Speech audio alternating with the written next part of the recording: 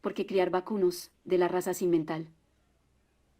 En este video te detallaremos por qué debes de incluir a la raza Simmental en tu ganadería si no lo has hecho. Por favor, si te gusta este tipo de videos, suscríbete al canal y dale al botón de me gusta.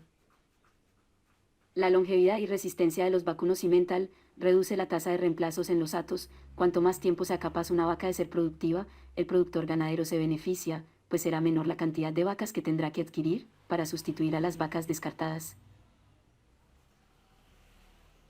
Las hembras de la raza Simmental alcanzan la madurez muy rápido y son poseedoras de buen instinto maternal, que se ve comprobado con el peso que logran los terneros al ser destetados. En temas reproductivos, las vacas Simmental son muy eficientes y son capaces de brindar un ternero por año, que puede llegar a ser el sueño de cualquier productor ganadero. En Estados Unidos de Norteamérica, el estándar de ganado productor de carne es lograr pesos al momento del destete de 615 libras.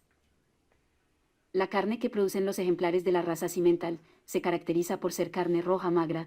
Estos vacunos presentan buena musculatura, razón por la cual es muy utilizada en cruzamientos para mejorar los rendimientos cárnicos, sin sacrificar la calidad. Los vacunos de la raza Simmental son vacunos muy eficientes.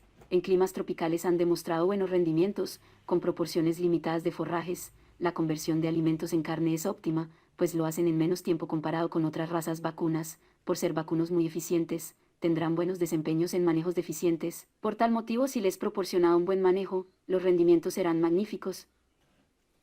La cara de estos vacunos se caracteriza por ser de color blanco. Un dato destacado es que alrededor de los ojos presentan pigmentación, razón por la cual los problemas oculares por exposición al calor son mínimos.